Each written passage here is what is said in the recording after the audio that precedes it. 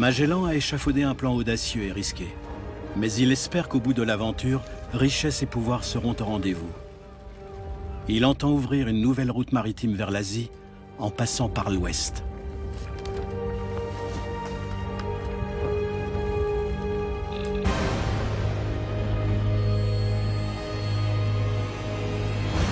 Au début du XVIe siècle, les grandes puissances maritimes que sont l'Espagne et le Portugal se partagent le Nouveau Monde, afin de prévenir de futurs conflits lors de l'exploitation des territoires étrangers.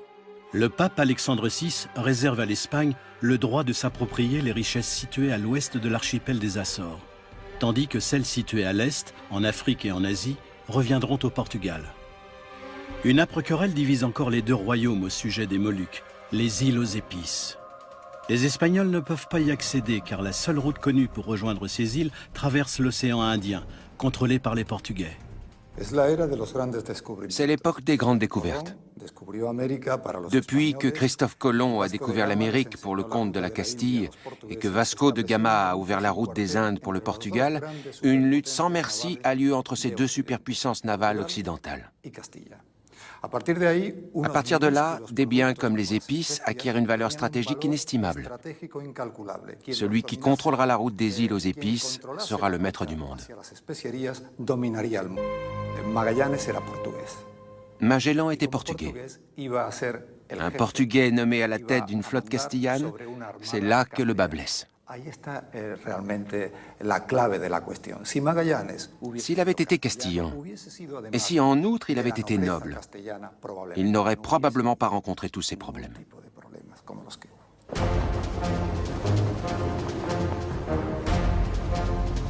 Au début du XVIe siècle, Séville est la ville portuaire par excellence.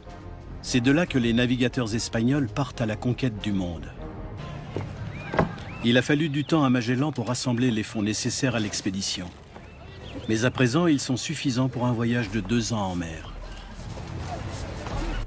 Avant d'appareiller, Magellan remplit les cales à ras-bord, avec les provisions nécessaires pour cette longue expédition.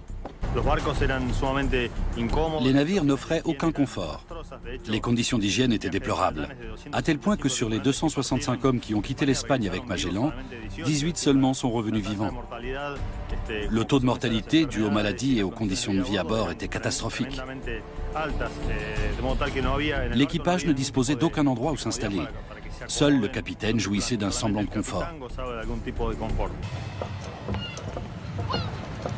Où puis-je trouver le sieur Magellan? Un jeune aristocrate italien nommé Antonio Pigafetta.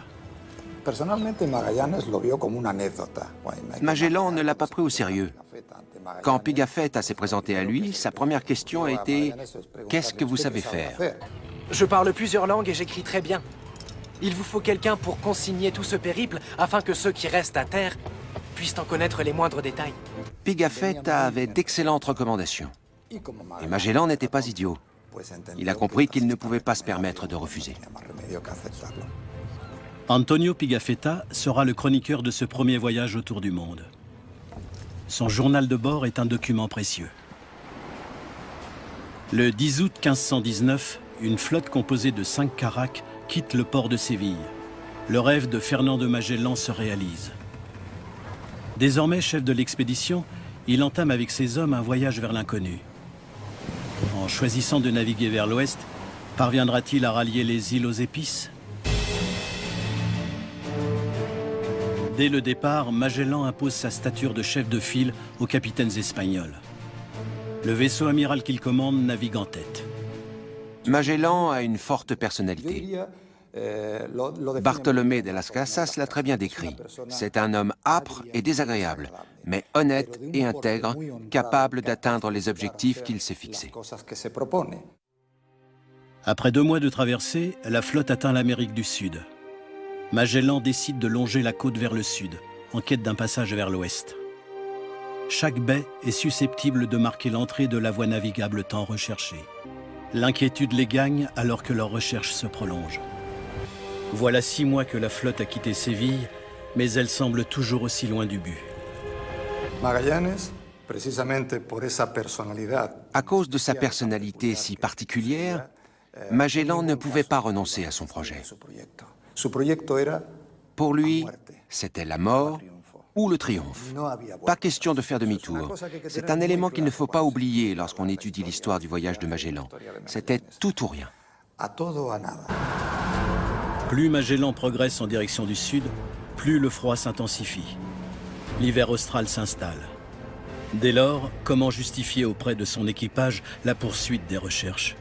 Où est donc ce passage vers la terre promise qu'on nous fait miroiter? Le vent nous est contraire, le temps est à la neige, et s'il gèle dans le navire, nous risquons d'y laisser des doigts. Les hommes ont faim. Et si nous décidions de virer de bord et de faire voile sur l'Espagne? Ils sont nombreux à vouloir faire cela. Oui. Magellan croit dur comme fer à la réalisation de son rêve. Mais face aux tempêtes de l'hiver austral, la progression des navires est de plus en plus difficile. C'est alors que l'inespéré se produit. Les navigateurs découvrent un nouvel estuaire abrité des vents, qu'ils nomment Puerto San Julián. Cette baie paisible leur offre un abri salutaire. Ils peuvent s'y ravitailler en eau douce et la pêche y est facile. Magellan décide alors d'y faire escale pour l'hiver, sans demander l'avis de son équipage. À 49 degrés et 30 minutes de latitude sud, enfin nous trouvâmes un havre. Tout nous poussait à y passer l'hiver. Nous décidâmes donc d'attendre le printemps pour repartir. Ils sont maintenant en route depuis 9 mois. Les marins découvrent des animaux étonnants, comme les pingouins et les lions de mer. La mer houleuse, le vent glacial et le manque de nourriture sapent peu à peu le moral des hommes. À cela s'ajoute la peur d'être précipités dans le néant en atteignant le rebord de la Terre. En effet, beaucoup pensent encore qu'elle est un disque plat. Les réserves de vivres se sont tellement amenuisées que pendant le séjour dans la baie de San Julián, Magellan se voit contraint de rationner ses troupes.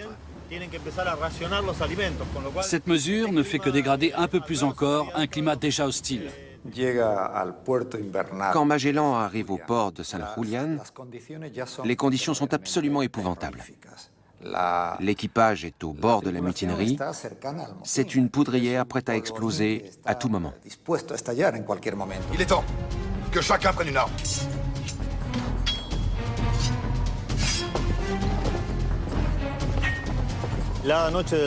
Pendant la nuit glaciale du 2 avril 1520, la mutinerie éclate.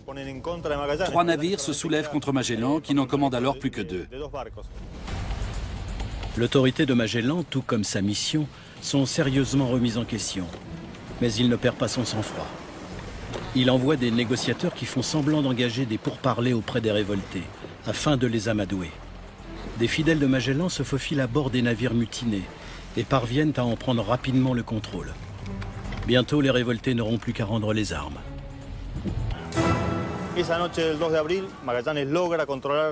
Enfin stratège, Magellan parvient à réprimer la mutinerie. Dès le lendemain, il organise le procès de tous ceux qu'il considère comme responsables de la rébellion. C'est un procès décisif pour le sort de toute la flotte. Vous êtes coupable de mutinerie et de haute trahison. Vous n'êtes plus digne de rester à nos côtés à bord de ce vaisseau. Messieurs, voici mon verdict. Juan de Cartagena, je vous relève de toutes vos fonctions et je vous bannis. Priez Dieu pour votre salut. Gaspar de Quesada, capitaine de vaisseau de la Marine royale.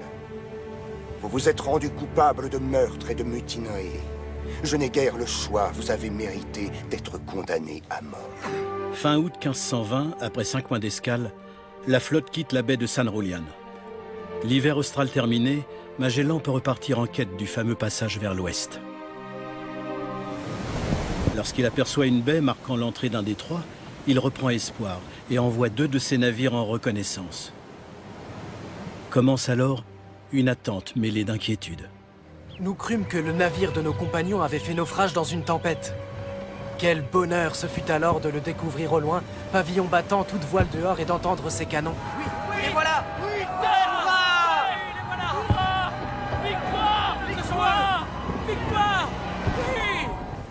Les 2 navires reviennent porteurs d'une bonne nouvelle.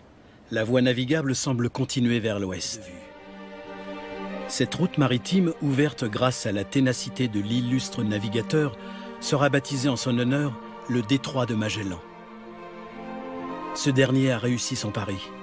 prouver qu'il existait bel et bien un passage entre l'Atlantique et le Nouvel Océan. Une route qui permettrait d'accéder aux richesses de l'Asie. Il s'est battu pendant 5 ans pour réaliser son rêve. Il y a eu d'abord tous les préparatifs de l'expédition, il a fallu convaincre Charles Quint, puis il y a eu le voyage en lui-même, la mutinerie et j'en passe, avant de découvrir enfin le fameux passage. Il devait être aux anges. Mais quelques jours plus tard, il a appris que le navire qui transportait toutes les provisions avait disparu. Il est alors retombé du paradis en enfer. Le navire en question a tout bonnement déserté. Il a rebroussé chemin pour regagner l'Espagne. Magellan ne cède pas au désespoir pour autant. Il est persuadé que les îles aux épices ne sont plus très loin. Cependant, il ignore que devant lui s'étend le plus vaste océan de la planète. Il le qualifiera d'ailleurs de Pacifique, en raison de la tranquillité de ses eaux, à peine ridées par une douce brise. Les 3 navires restants entament alors une longue et pénible traversée. Les jours se succèdent, puis les semaines et les mois, sans la moindre terre en vue. À nouveau, le doute et le découragement assaillent les marins. Trouveront-ils jamais les îles aux épices? L'horizon reste désespérément vide, sous un soleil de plomb. À présent, les hommes n'ont plus qu'un but, lutter pour leur survie. Au bout de 3 mois et 20 jours d'une traversée éprouvante, la terre apparaît soudain à l'horizon, telle une planche de salut inespérée. Voilà 1 an et demi que la flotte a quitté Séville.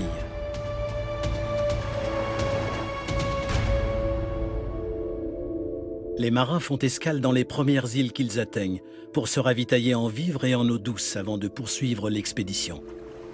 Magellan découvre ensuite un archipel qu'on nommera plus tard les Philippines. En Europe, personne ne soupçonne l'existence des Philippines, l'archipel découvert par Magellan près des Moluques. Il en prend possession au nom de Charles Quint et en son nom propre. Les insulaires n'ont pas perçu l'arrivée de Magellan comme une invasion ou une colonisation. Ils ont d'abord pensé qu'il était venu pour faire du commerce avec eux. Magellan est très croyant. Le jour de Pâques de l'an 1521, il célèbre la première messe sur la plage de Limasawa. L'histoire ne dit pas si les insulaires y ont assisté de leur plein gré ou si le capitaine les y a contraints.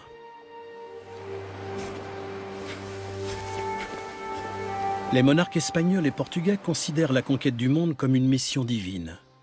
L'évangélisation est censée montrer aux autochtones que les rapports de force sont une émanation de l'autorité divine et qu'ils doivent se soumettre au souverain de droit divin. Magellan reprend la mer pour sillonner l'archipel.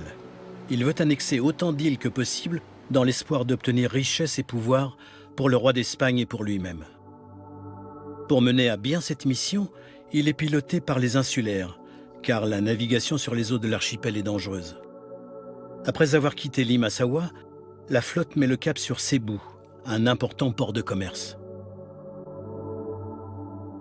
Magellan et la couronne d'Espagne ont besoin d'un chef de file, d'une alliance solide et puissante pour les soutenir dans la région, afin de s'assurer le contrôle de la route des épices. Et Humabon, le roi de l'île de Cebu, leur semble la personne idéale pour jouer ce rôle. Humabon, le roi de Cebu, est en conflit avec Lapu-Lapu, le chef de tribu d'un îlot voisin. Magellan décide de combattre pour le compte du roi Humabon afin de lui démontrer sa puissance. Avec une arrogance qui ne lui ressemble pas du tout, Magellan lui dit « Je n'ai pas besoin d'aide. Avec 50 de mes hommes, nous les écraserons, même s'ils nous envoient des milliers d'indigènes. »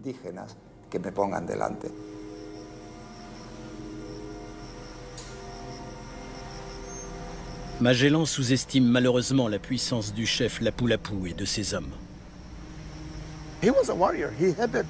C'était un guerrier. Tout son village se battait pour contrôler le territoire. Ses hommes se faisaient faire un tatouage chaque fois qu'ils remportaient une bataille. C'est pourquoi Pigafetta décrit le roi Humabon comme un personnage au visage couvert de tatouages flamboyants. Il en avait déjà tellement sur le corps qu'il a fini par se faire tatouer le visage. Nous pointâmes les armes à feu sur l'ennemi et tirâmes 30 minutes durant sans lui causer de grands ennuis. Lorsque nous fûmes à court de munitions, Les Indiens lancèrent l'offensive. Les hommes de Magellan étaient des cibles faciles pour les insulaires, qui les ont attaqués à coups de flèches et de lances en bambou. Magellan est mort. Mais jusqu'à la fin, il a fait preuve d'un très grand courage et d'opiniâtreté. Je souhaite que l'histoire n'oublie pas son nom.